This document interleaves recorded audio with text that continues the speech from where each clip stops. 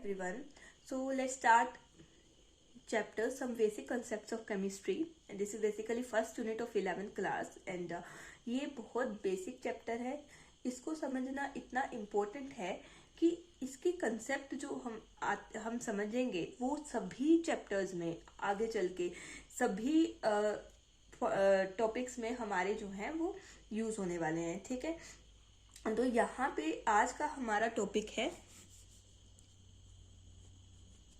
मास के ऊपर. मास मतलब atomic mass, relative atomic mass, molecular mass and molar mass. ठीक है बच्चे, इनमें बहुत मैं लिख देती हूँ. ठीक है, आई विल राइट कि हम एटॉमिक मास, एक हो गया एटॉमिक मास, देन नेक्स्ट है relative atomic mass and then हो गया मॉलिक्यूलर मास एंड जो लास्ट है that is the molar mass. ठीक है, मैं अपने समय में इन चीज़ों में बहुत कंफ्यूज होती थी, बहुत ज़्यादा कंफ्यूज होती थी. तो क्या करना है, हमें एक वन बाय वन सबको समझना है, अच्छे से समझना है ताकि हमारी जो कंफ्यूजन है वो नहीं रह जाए. ठीक है, बिल्कुल भी कंफ्यूजन नहीं रह जाए क्योंकि ये एक बेस है. हर जगह आप चाहे ऑर्गेनिक में चले जाओ, चाहे इनऑर्गेनिक में चले जाओ, चाहे फिजिकल में चले जाओ, एटॉमिक मासेस, ये relative atomic masses, molecular mass and molar mass, ठीक है, इन चीज़ों का यूज बहुत होगा. ठीक है, तो let's start with atomic mass.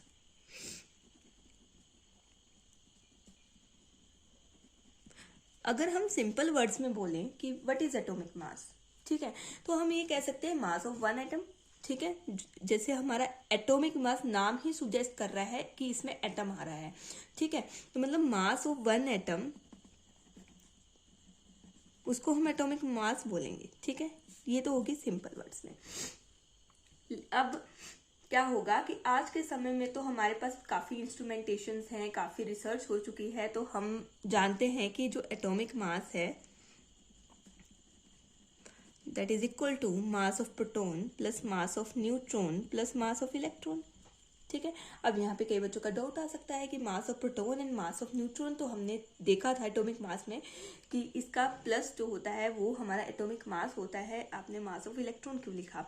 तो बच्चे देखो, जैसे हमने एटॉमिक मास मतलब एक एटम का मास हमने यहाँ पे लिखा है, तो एटम में क्या होता है? ठीक है, ये अंदर न्यूक्लियस है. ठीक है, ये बाहर ऑर्बिटल्स हैं, तो यहाँ पे इलेक्ट्रॉन मूव कर रहे हैं. न्यूक्लियस के अंदर हमारे प्रोटॉन प्लस न्यूट्रॉन्स प्रेजेंट है. तो एक एटम के अंदर हमारे पास प्रोटॉन, न्यूट्रॉन एंड इलेक्ट्रॉन सब प्रेजेंट होते हैं. ठीक है, तो हम इन तीनों का सम ही एटॉमिक मास बोलेंगे. तो अगर हम बात करें mass of proton and mass of neutron, ये दो आपस में इक्वल होते हैं, which is equal to 1.66 into 10⁻⁻24 grams. ठीक है, एंड मास ऑफ इलेक्ट्रॉन क्या हो गया, इसको जब हमने मेजर किया, ये हमने मेजर किए हैं थ्रू इंस्ट्रूमेंट्स. ठीक है, कि हमारे पास काफ़ी अलग अलग इंस्ट्रूमेंट्स बन चुके हैं जिससे हम छोटे छोटे पार्टिकल्स का भी मास फाइंड आउट कर सकते हैं. तो आज के समय में तो दिस इज पॉसिबल. ठीक है, तभी हमने ये निकाले हैं मासेस. तो ये है हमारे पास मास ऑफ इलेक्ट्रॉन. ठीक है, और जब हमने इन दोनों के मासेस को कंपेयर किया, ठीक है, when we compare this two masses, तो हमें पता चला कि जो मास ऑफ प्रोटॉन है that is 1840 times mass of electron. ठीक है, मतलब 2000 टाइम्स है मास ऑफ इलेक्ट्रॉन. तो मतलब मास ऑफ प्रोटॉन बहुत ज़्यादा हुआ एंड मास ऑफ इलेक्ट्रॉन जो है बहुत कम हुआ. तो हम इसको क्या कर देते हैं, निग्लेक्ट कर देते हैं and we just write atomic mass that is equal to mass of proton and mass of neutron. लेकिन basically mass of proton plus mass of neutron and plus mass of electron, this is equal to atomic mass of atom. Okay, ये तो हो गई कि अब हम ये करते हैं. लेकिन जब हमारी केमिस्ट्री इवोल्व हो रही थी, ठीक है, इवोल्व हो रही थी, तो हमारे पास ऐसे कुछ इंस्ट्रूमेंट्स तो थे नहीं. ठीक है, वो तो रिसर्च चली हुई थी. तो उस समय भी तो हम रिसर्च कर रहे थे, तो उस समय भी हम एटॉमिक मासेस के बारे में पढ़ते थे. तो कैसे पढ़ते थे? तो वो हमने एक जनरलाइजेशन हमने कर ली है कि हम वहाँ पे हमने क्या किया, एक रेफरेंस ले लिया. जब भी हम पहले के ज़माने में हमें ये भी नहीं पता था कि 1 kg क्या होता है या 2 kg ले लो. 2 kg वट इज 2 kg. ठीक है, आज हमें पता है कि 2 kg इज 2 kg, ठीक है, एक वैल्यू है वेट की, ठीक है, and kg is the unit, ठीक है। लेकिन जब किसी को नहीं पता, आप ये सपोज करो कि किसी को नहीं पता कि kg एक वेट के यूनिट है, ठीक है, and what is equal to 2 kg, किसकी वैल्यू जो है वो 2 kg के इक्वल है, ये किसी को नहीं पता होगा, ठीक है। ये सब सपोज करिए, लेट्स सपोज, ठीक है। तो उस समय जब किसी को ये यूनिट्स की जानकारी नहीं थी, कि किसी को ये नहीं पता था कि कौन सी जो सब्सटेंस है वो 2 kg की हो सकती है, तब क्या किया गया, तब हम क्या किया कि एक सिलेंडर ले लिया, ठीक है, किसी मेटल का, एलोय का सिलेंडर ले लिया, एलोय का, ठीक है। तो उसको क्या किया, उसको बोल दिया कि हाँ जी आप 1 kg हैं, ठीक है, नाम दे दिया कि आप जो हैं 1 kg हैं, ठीक है। तो फिर सबको बता दिया गया कि ये जो एलोय है ये 1 kg है। तो अब हमें कैसे हम पता चलेगा कि ये जो कोई भी सब्सटेंस है, let it to be box, एक बॉक्स है जो हमने मेजर करना है कि ये कितने kg है, ठीक है। ये तो मैंने पहले लिख दिया कि 2 kg है, लेकिन अगर हमारे पास ये अननोन वेट है इसका, ठीक है, तो अगर हम एक वेइंग बैलेंस ले, ठीक है, तो इस तरह से हमने वेइंग बैलेंस लिया, डायग्राम्स में मत जाना, ठीक है, कंसेप्ट समझो। तो एक तरफ हमने क्या लिख लिया, इस बॉक्स को रख लिया, ठीक है, और दूसरी तरफ हमने एक ये सिलेंडर 1 kg सिलेंडर जिसका नाम 1 kg है उसको रख दिया, ठीक है। तो ये क्या हुआ, सपोज करो ये बैलेंस नहीं हुआ, ठीक है, एक सिलेंडर रखने से, मतलब एक सिलेंडर मतलब इक्वल टू 1 kg। तो हमने दूसरा सिलेंडर रखा, ठीक है। तो अब ये क्या हो गया, अब ये चीज, ये वेइंग बैलेंस जो है वो बैलेंस हो गया, ठीक है। तो मतलब ये जो बॉक्स है, ये 1 cylinder that is equal to 1 kg, other cylinder that is equal to 1 kg, and total हमारे पास 2 kg। तो इसका वेट जो आया है वो 2 kg के इक्वल आया है, ठीक है। ऐसे ही हमें जो भी यूनिट, जैसे हमें मीटर का भी नहीं पता है, ठीक है, जैसे 1 मीटर है, ठीक है, इसको हमने एक रोड स्पेसिफाई कर ली कि एक रोड है जो 1 मीटर है, ठीक है। बस इसके क्या करेंगे हम, इस तरह से हम वेट करते गए, और आज हम कि अच्छा ये इसके साथ कंपैरिजन करते गए। तो वैसे ही हमने क्या किया है, जब हम एटॉमिक मास, मतलब क्या किया था साइंटिस्ट ने, कि जब एटॉमिक मास हमने फाइंड आउट करना था किसी चीज का, तो उन्होंने एक रेफरेंस ले लिया, ठीक है, कि एक एटम को हम रेफरेंस ले लेते हैं, उसके विद रिस्पेक्ट हम सबके मासेस बताते जाएंगे। तो वो कैसे लिया, तो उन्होंने बोला कि जो एटॉमिक मास है that is equal to 1/12 of mass of 1 carbon 12 atom, ठीक है। उन्होंने इस चीज को रेफरेंस ले लिया कि 1/12 of mass of 1 carbon 12 atom, ठीक है। बस इसके विद रिस्पेक्ट बाकियों के मासेस हम बताते गए। जैसे अगर हम बात करें, हमने मास ऑफ ऑक्सीजन बताना है, तो वो क्या हो गया, 16 into 1/12 mass of 1 carbon 12 atom, ठीक है। मास ऑफ हमने बता देना है, जैसे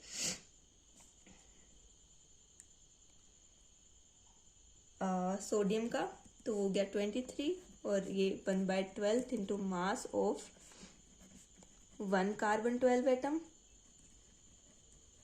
ठीक है। मास ऑफ अगर हम कैल्शियम का लिखें तो वो गया 40, और into 1/12 into mass of 1 carbon 12। अब ये इतना लंबी लाइन बार बार आ रही है, यहाँ भी आ रही है, यहाँ भी आ रही है, यहाँ भी, कौन लिखे।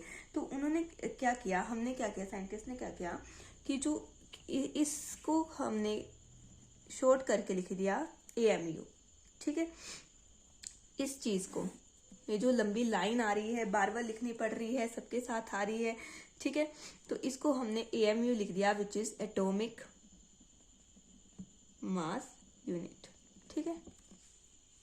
आगे से आगे समझ, ठीक है। तो अब ये क्या हो गया, ये हो गया, यहाँ पे लिख देती हूँ मैं कि ये 16 AMU हो गया है, ठीक है। ये 23 AMU हो गया है, ठीक है, 23 AMU।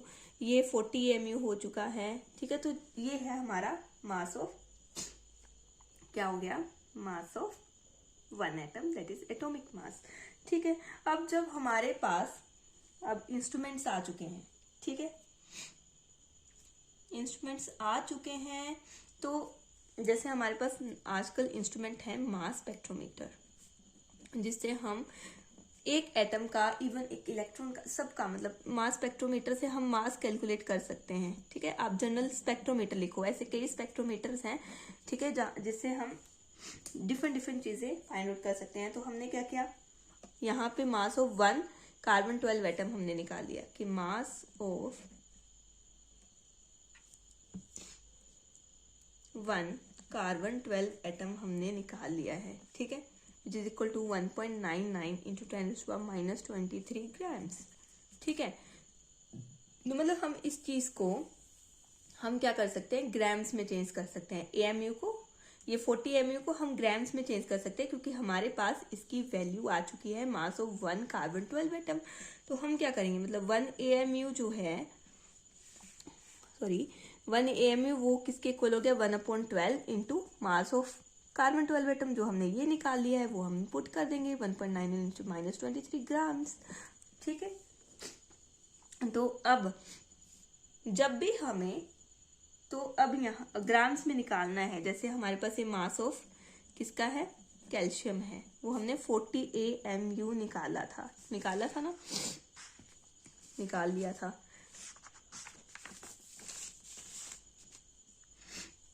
तो हम इसको ग्राम्स में अगर चेंज करना है तो हमारे पास अब वैल्यूज हैं, तो वी कैन पुट एंड हम ग्राम्स में निकाल सकते हैं, that is 40 into 1/12 into 1.99 into 10⁻⁻23 grams, ठीक है। तो ये तो हो गया मोलर मास का, सॉरी एटॉमिक मास का, कि बेसिकली हमने एक रेफरेंस ले लिया है, ठीक है, और उसी के साथ कंपैरिजन कर करके हम एटॉमिक मासेस को निकाल रहे हैं, ठीक है। और किस्मत से ये हुआ कि जो हमने ये रेफरेंस लिया, और आज हमारे पास इंस्ट्रूमेंट्स के बाद जो हमने मास of proton plus mass of neutron plus mass of electron, जो हमने निग्लेक्ट कर दिया था इलेक्ट्रॉन का मास, तो उससे कैलकुलेट करके भी मैक्सिमम का जो एटॉमिक मास है, ठीक है, वो हमारा यही आता है कि mass of oxygen 16, mass of sodium 23, mass of calcium 40, इस तरह से कुछ एक का बीच में डिफरेंस आता है, वो देखेंगे हम बाद में। पहले हम इन टर्म्स को समझ लेते हैं, ठीक है। अब ये था एटॉमिक मास का। अब हमारे पास आता है रिलेटिव एटॉमिक मास,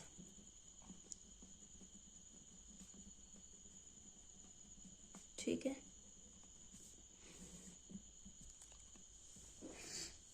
अब जैसे अगर मैं एक A ले लूं, एक B बॉक्स ले लूं, ठीक है, 2 बॉक्सेस ले लूं, इसका मास अगर 10 kg है और इसका मास है 20 kg, और मैं बोलूं कि B का वेट बताओ रिलेटिव टू A, तो हम क्या करेंगे, mass of B upon mass of A, ठीक है, रिलेटिव बताने के लिए, तो हमारे पास जो वैल्यू आएगी that is relative mass of this, ठीक है। तो हमारे पास मास ऑफ B है 20 kg and mass of A है 10 kg, ठीक है। तो मैं हमेशा ये कहती हूँ कि जब भी आपकी कैलकुलेशंस आए तो यूनिट्स को साथ लेके चलो कैलकुलेशंस में, तो गलती नहीं होती है, ठीक है। क्योंकि अगर हम यूनिट्स को साथ में नहीं लेके चलेंगे और हम सोचेंगे अच्छा बाद में हम यूनिट्स लगा देंगे, तो वहां पे हम या तो हम भूल जाते हैं या हमसे गड़बड़ी हो जाती है, ठीक है। जैसे यहाँ पे मैंने दोनों चीजें लिख ली है, तो केजी से केजी कैंसिल, तो यहाँ पे 2, तो क्या इसके यूनिट्स आएंगे, नहीं आएंगे, क्योंकि ये यूनिटलेस क्वांटिटी है। रिलेटिव एटॉमिक मास केजी केजी, देखो आप कैलकुलेशन में ही कट रहे हैं, ठीक है, तो हमें आइडिया लग गया अच्छा यूनिट्स कट रहे हैं, तो हम ये यूनिटलेस क्वांटिटी है, ठीक है। तो इसी तरह से अगर हम एटम्स की बात करें, हमने रेफरेंस तो लिया हुआ है, अब उसके विद रिस्पेक्ट अगर हमें एटॉमिक मास बताना है, रेफरेंस हमने क्या लिया हुआ है 1/12 into mass of 1 carbon 12 atom. Okay, ये हमने रेफरेंस लिया हुआ है, ठीक है। तो अब हमने इसके विद रिस्पेक्ट मास, जैसे अगर हम relative atomic mass of oxygen, ठीक है, जैसे यहाँ पे हमने बी का निकाला था, ठीक है, यहाँ पे हम ऑक्सीजन का निकाल रहे हैं, ठीक है, ऑक्सीजन का निकाल रहे हैं, तो हम क्या करेंगे, मास ऑफ 1 एटम ऑक्सीजन, ठीक है, upon 1/12 into mass of carbon 12 atom, ठीक है। तो जो आएगा, जैसे यहाँ पे मास ऑफ 1 एटम ऑफ ऑक्सीजन 16, ठीक है, 16 ग्राम, जो भी हमने 16 ग्राम्स हमने किया था, या 16, ओके, नीचे आ गया, ये हमने किया था ना 16 इंटू, जब हमने एएमयू को ग्राम में चेंज किया था, तो ये आ गए थे 16 इंटू 1/12 इंटू 1.99 इंटू 10⁻⁻23 ग्राम्स, और नीचे ये मास ऑफ, ये हमारा क्या आ जाएगा, मास ऑफ 1.99 इंटू 10⁻⁻23 ग्राम्स आ गई, ठीक है। इस तरह से कर लो, तो ये चीज कैंसिल हो गई, ठीक है, ग्राम ग्राम कैंसिल हो गए, तो वैल्यू आ गई 16 ग्राम, ठीक, सॉरी 16 ग्राम तो कैंसिल हो चुका है, तो ये होगी रिलेटिव एटॉमिक मास, ठीक है, ऑफ ऑक्सीजन, और ये क्या होती है, यूनिटलेस होती है, ठीक है। तो हमने जो मैंने 4 पॉइंट्स बताए थे उसमें से हम 2 कर चुके हैं। अब नेक्स्ट आता है मोलिकुलर मास,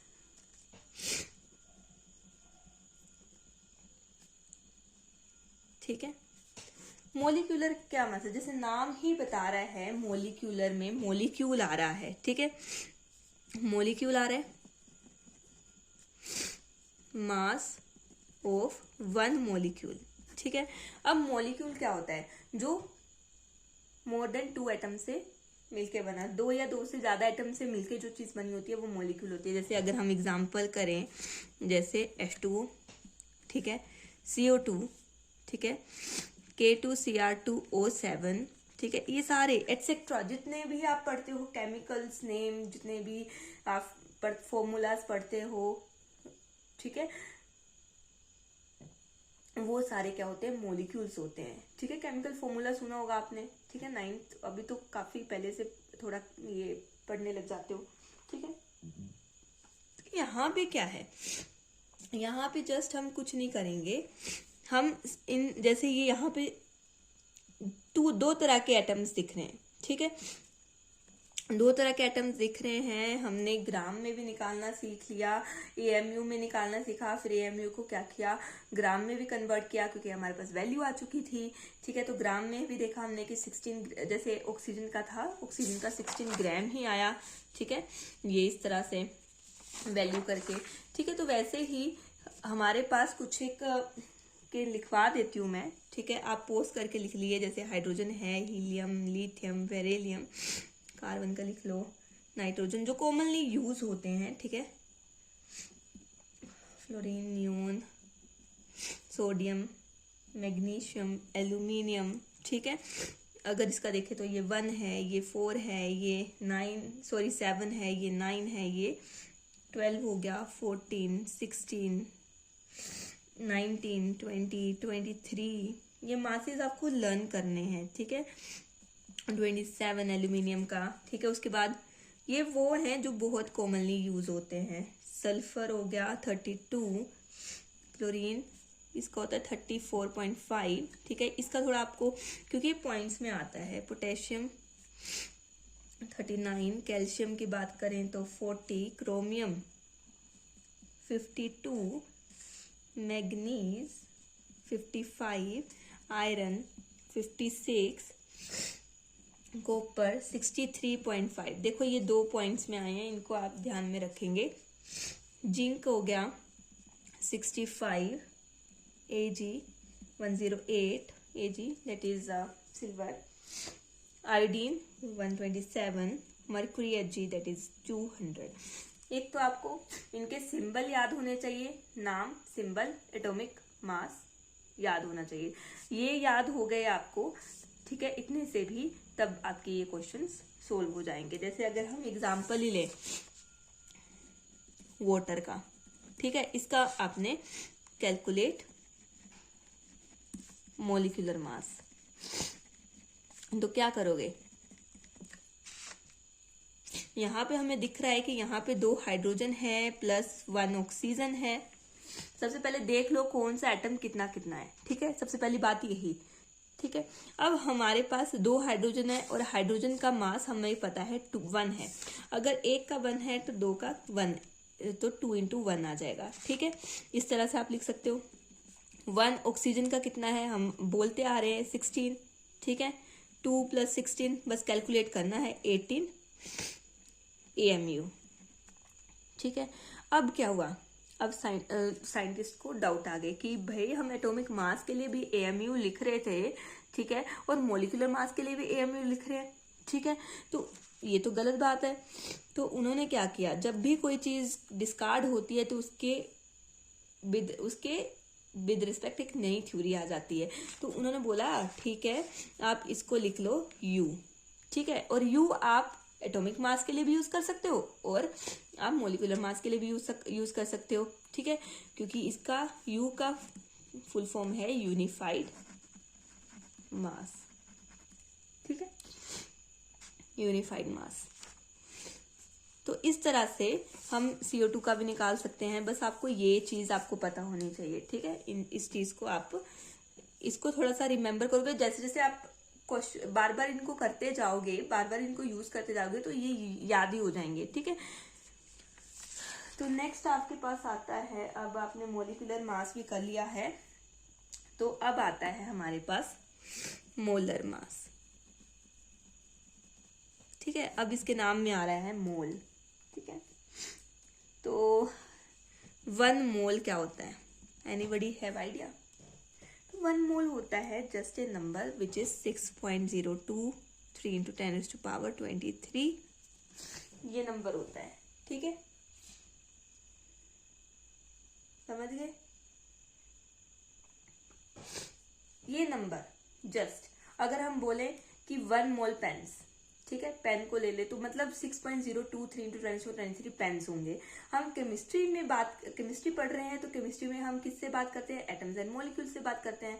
तो 1 मोल को हम क्या कर सकते हैं, 1 मोल को हम लिख सकते हैं 6.023 × 10⁻, इन केमिस्ट्री, ठीक है, केमिस्ट्री से खेला खेल रहे हैं ना, इतने एटम्स, इतने मॉलिक्यूल्स, ठीक है।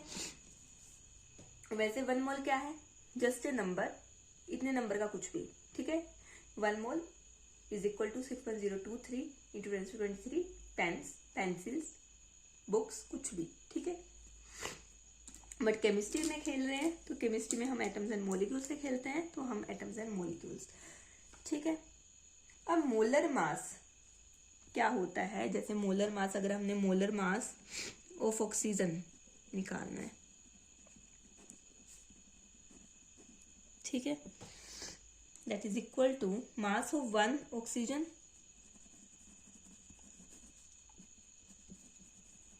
ठीक है, and into Na।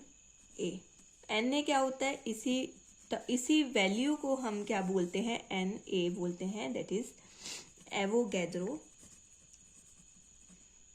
Number. Avogadro ने एक नंबर दिया था, ठीक है, जो था एवोगैड्रोस नंबर, दैट इज 6.023 × 10⁻23, जो 1 मोल के भी इक्वल है, ठीक है।